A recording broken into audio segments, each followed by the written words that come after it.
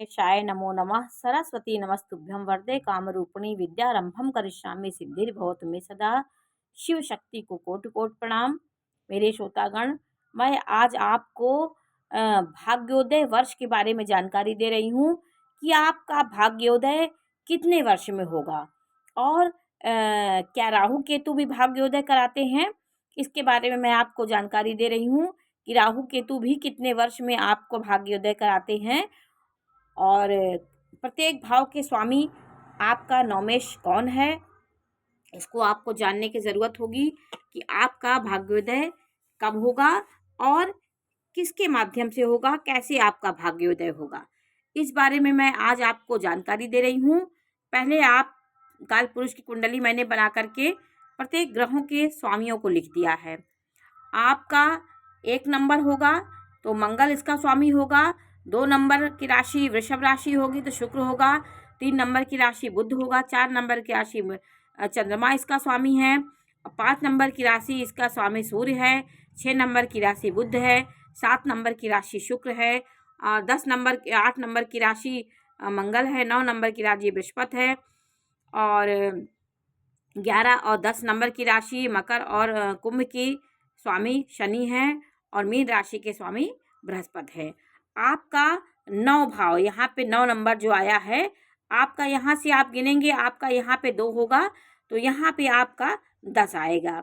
यहाँ पे बढ़ता जाता है यहाँ पे, क्योंकि आप अपनी राशि से देखेंगे आपकी कौन सी राशि है, उसके अनुसार आप 9वें भाव के स्वामी को देखेंगे और 9वें भाव के स्वामी का क्या स्थिति आपकी कुंडली में है आप इसको देखना है। और 9वें भाव की स्थिति अच्छी होने के बाद भी यदि आपका बृहस्पति खराब है तो बृहस्पति को भी देखने की ज़रूरत होती है, क्योंकि बृहस्पति की मजबूती से यदि आपका भाग्येश खराब भी है, भाग का स्वामी अच्छे भाव में नहीं बैठा है, लेकिन आपकी कुंडली में बृहस्पति की स्थिति अच्छी है, चंद्रमा की स्थिति अच्छी है, तो आपको अपने दिमाग से आप अपने भाग्य को बढ़ाने वाले व्यक्ति होंगे और सतत प्रयास करने वाले, परिश्रम करने वाले व्यक्ति होंगे और गुरु की मजबूती से आपके भाग्य में निखार आएगा, कहीं ना कहीं आपका भाग्य अच्छा होगा। तो आज मैं आपको इसी की जानकारी दे रही हूँ कि आपका भाग्योदय, आपका भाग का स्वामी कौन है, आपका भाग्योदय कितने वर्ष में होगा। तो देखिए, आपका सूर्य और चंद्रमा यदि यहाँ पे 9वें भाव में आता है तो 24वें वर्ष में आपका भाग्योदय हो जाएगा। यदि पाप पीड़ित ना हो, अशुभ ग्रहों के साथ ना हो, 6, 8, 12 में ना हो, तो निश्चित रूप से आपका भाग्योदय 24वें वर्ष में होने की संभावना होती है। स्थिति सूर्य की मजबूत होनी चाहिए। और यहाँ पर आपका 8 और 1 नंबर है, उसके स्वामी मंगल होते हैं।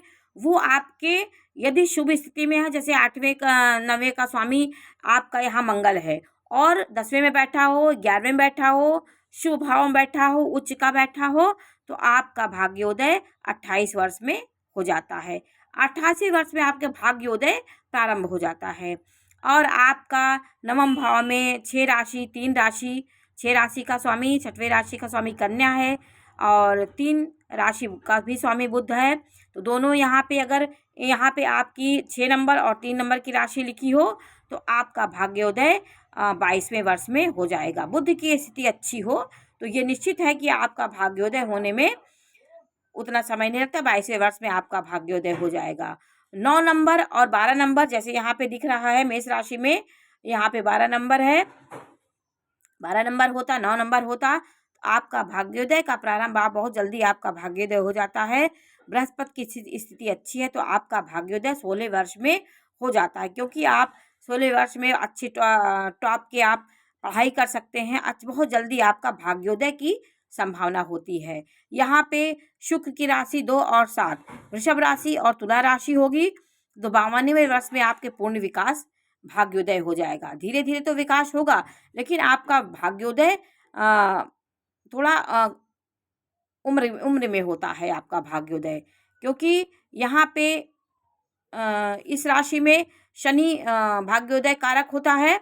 इस राशि में यहाँ पे शनि होगा तो आपका भाग्योदय कारक बृहस्पति होगा और वो कारक आपका कारक ग्रह होगा, तो इसलिए थोड़ा सा शनि मंद करता है, देर करता है आपके भाग्योदय में। आपको ओवर एज में आपका भाग्योदय होता है। वृषभ राशि है आपकी, वृषभ लग्न है। और शनि है आपका 10 नंबर की राशि और 11 नंबर की राशि मकर और कुंभ है। तो 36वें वर्ष में आपका भाग्योदय प्रारंभ हो जाता है। कन्या राशि में यदि राहु कहीं बैठा है तो वो आपको ये कन्या राशि राहु को अपनी राशि मानता है। कन्या राशि में आपको धनाढ्य बनाता है।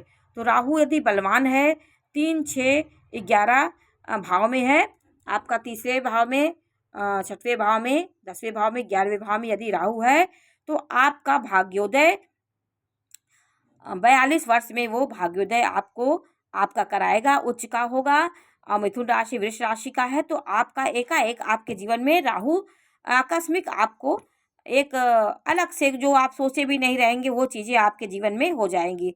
निश्चित रूप से आपका भाग्योदय की संभावना होती है। 42 वर्ष में आपका भाग्योदय होता है। और केतु अगर अच्छी स्थिति में है तो 48 वर्ष में वो भी आपका भाग्योदय कराता है, क्योंकि ये भी ग्रह ऊर्जावान, साहस, पराक्रमी बनाते हैं और भौतिकतावादी आपको बनाते हैं। भौतिक सुविधाएं जितनी हैं संसार में, ये अगर राहु की अच्छी स्थिति हो तो आपको सपनों की दुनिया में ले जाएगा। और शुक्र के साथ है तो नाना प्रकार के आपके धन संपत्ति देगा। लेकिन राहु जो है वो आपको शांति नहीं देगा। शांति वाले ग्रह आपको ही शांति देंगे। जैसे बृहस्पति की उच्च स्थिति केंद्र में होना, आपको शांति से धन आप कमाएंगे। तो ये सब चीज़ें भाग्य भाव के स्वामी की कितने वर्ष में भाग्योदय होगा। भाग का स्वामी दशम में बैठा हो, केंद्र में बैठा हो, दूसरे में बैठा हो तो आपकी भाग्योदय आपके भाग आपका पहले आगे चलता है, भाग्य आपका साथ देता है।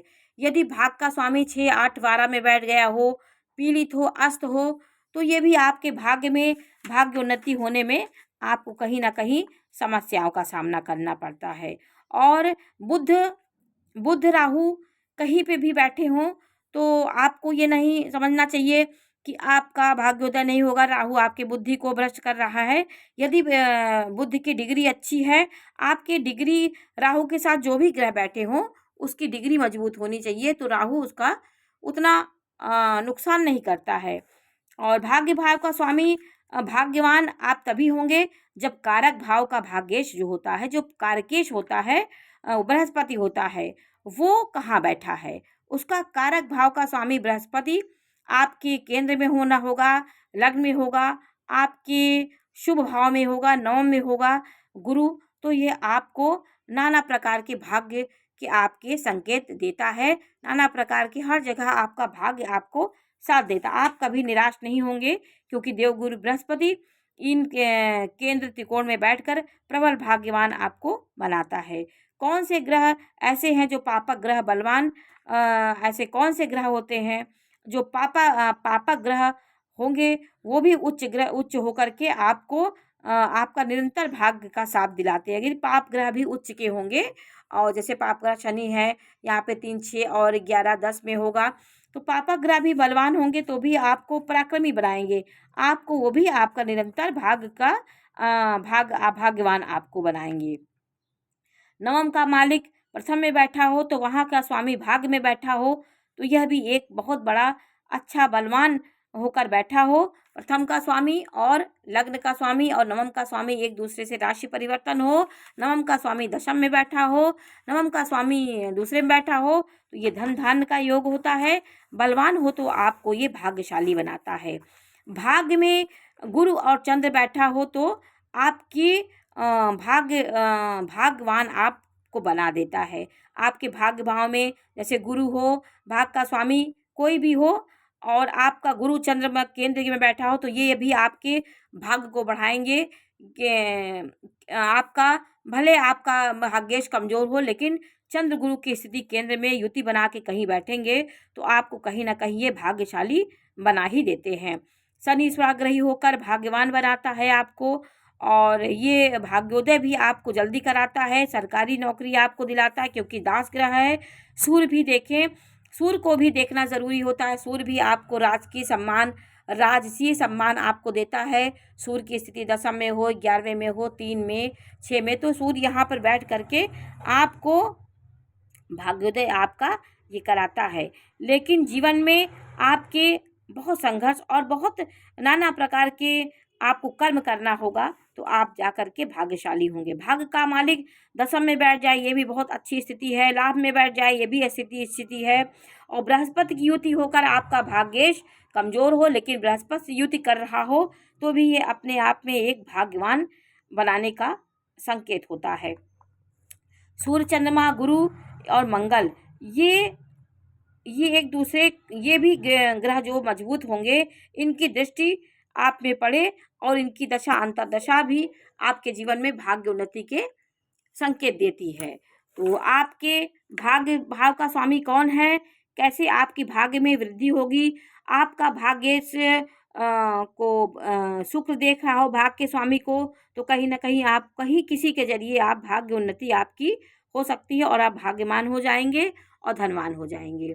आपका भाग्योदय किसके वजह से होगा, भाग्य का स्वामी लग्न में बैठा है तो स्वयं के पराक्रम, स्वयं के बल से आप अपने भाग्य को उन्नति करने वाले होंगे और आपकी पैतृक संपत्ति भी आपको मिलने के संकेत होते हैं। भाग्य का स्वामी यदि यहाँ बैठा हो केंद्र में, एक केंद्र और त्रिकोण दोनों का फल आपको देगा। यहाँ पे अगर भाग्य का स्वामी नीच होकर भी बैठा है तब भी आपको यहाँ पे ये सुरक्षित होता है, आपको पैतृक संपत्ति मिलने के योग होते हैं। यहाँ पे गुरु होना, भाग्येश का स्वामी प्रथम में होना, ये आप अपने आप में एक बहुत बड़ा सहयोग होता है। यहाँ पे गुरु आपको भाग्यवान बनाता है, आपके जीवन को ऊंचाइयों पे ले जाता है, शिक्षा के क्षेत्र में आपको ले जाता है।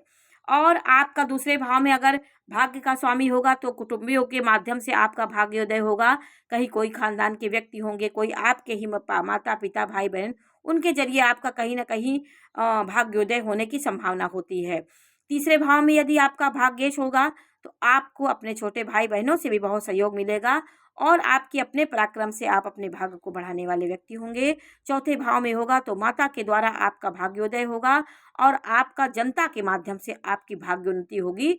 जनता के साथ रहकर, जनता से मिल करके भी आपका भाग्योदय हो जाएगा।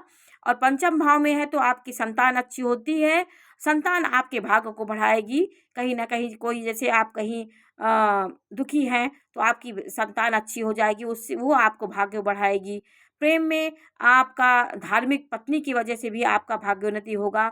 आपको प्रेम के मामले में पढ़ के भी कहीं ना कहीं आपकी पत्नी भी आपको शुभ होगी, कोई भी आप जिससे प्रेम कर रहे हो उसके द्वारा भी आपका भाग्योन्नति हो सकती है। और छठवें भाव में भाग्येश होगा तो ये आपको शत्रुओं से घिरा रहेगा। कहीं ना कहीं आपको भाग्य बनाने में बहुत नाना प्रकार के संघर्ष करने पड़ेंगे और जीवन में उतार चढ़ाव आपके भाग्य को बनाने में आपको लगातार बनते रहेंगे। सातवें भाव में होगा भाग्येश तो आपको पत्नी के आने के बाद आपका भाग्योदय होगा।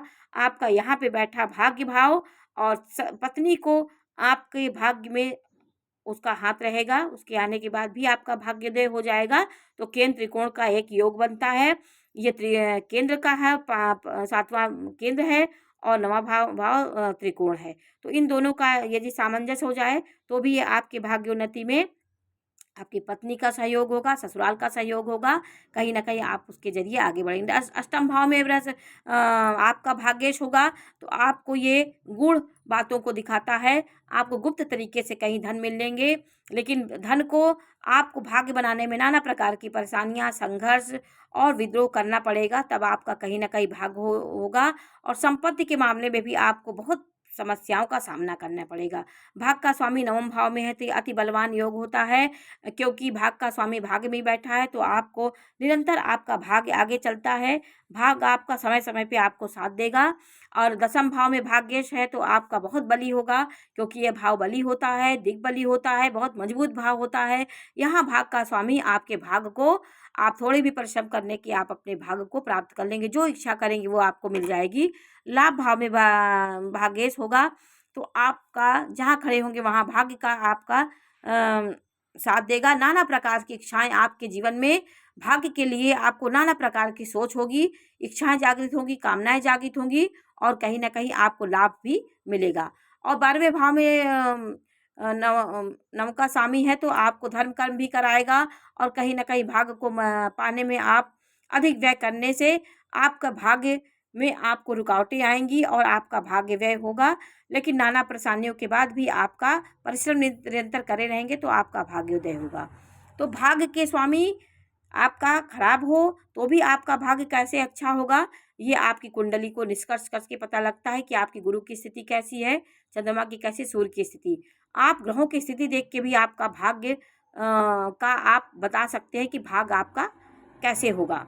तो ये देख कर के, एक चीज़ देख कर के हम निष्कर्ष नहीं निकालते हैं, हर चीज़ देख कर के हम आपके भाग्योदय को बताया जाता है। तो ये सब बहुत गूढ़ विषय होता है, इसको निष्कर्ष किया जाता है। एक तथ्य पे लेकर कभी भाग्य का निष्कर्ष नहीं किया जाता है। तो आज मैंने आपको भाग्योन्नति के बारे में जानकारी दी, कितने वर्ष में आपकी भाग्योन्नति होगी और किसके माध्यम से आपकी भाग्योन्नति होगी, भाग्य का आप आगे किसकी वजह से बढ़ेंगे, सब बारे में मैंने जानकारी दी। ये जानकारी आपको कैसी लगी हमें अवश्य बताइए। हमारे चैनल को लाइक करिए, सब्सक्राइब करिए। मैं इसी प्रकार की जानकारी आपको देती रहूँगी। नमस्कार।